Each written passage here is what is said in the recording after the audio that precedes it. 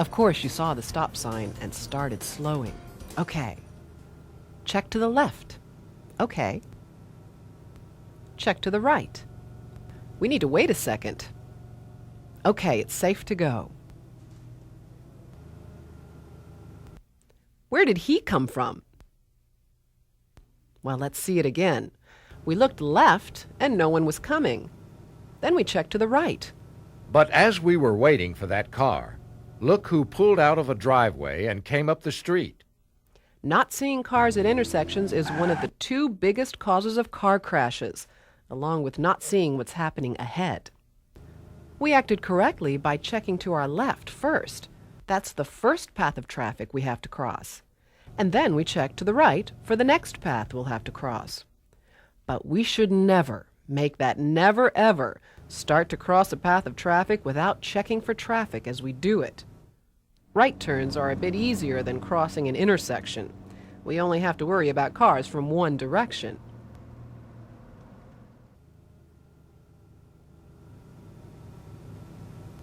This time we can go. Or can we? Traffic includes pedestrians as well as automobile traffic. At a stop sign, we're required to yield to pedestrians as well as cars. We want to cross this street. What do? The safest thing to do is wait until traffic clears.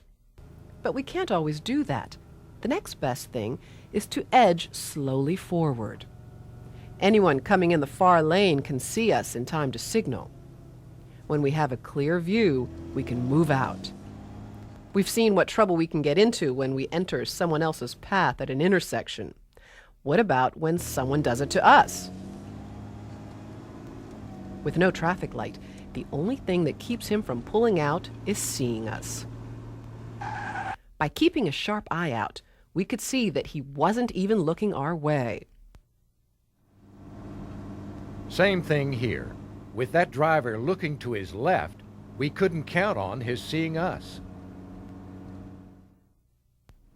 Any place with a lot of pedestrian traffic bears watching. The same is true where there are kids.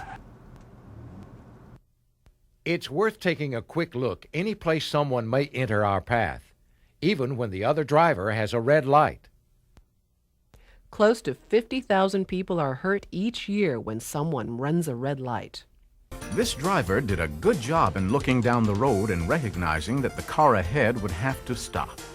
But he goofed by not looking to his right before starting a lane change. If he had been using his mirrors, he'd have seen that car start its own lane change and start passing us. It's a good idea to check our mirrors frequently to know what's happening behind us. Sometimes it will alert us to people we'd just as soon not be there. Or people that may be hard to see after they've come alongside us. Keeping an eye on developments behind us is a way of avoiding surprises. Another time that we need to check behind us is when we slow down suddenly. We can see that car slowing, but the driver behind may not be able to. Or he may be momentarily distracted and not notice what's happening ahead.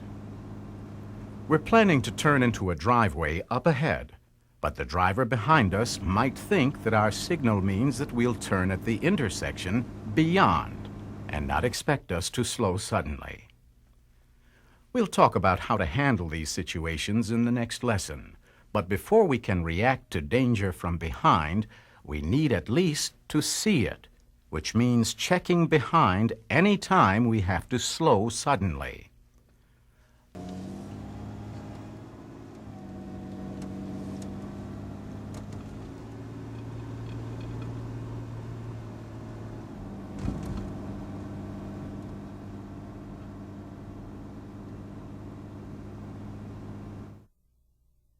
What do we do next?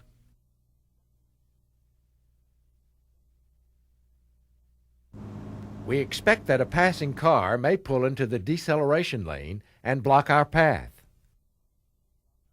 We're turning right at this intersection.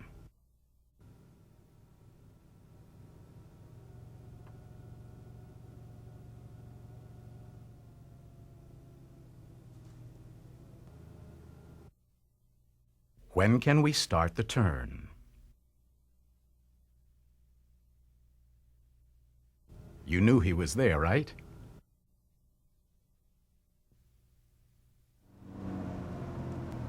We've seen how important it is to look ahead, to the side, and behind.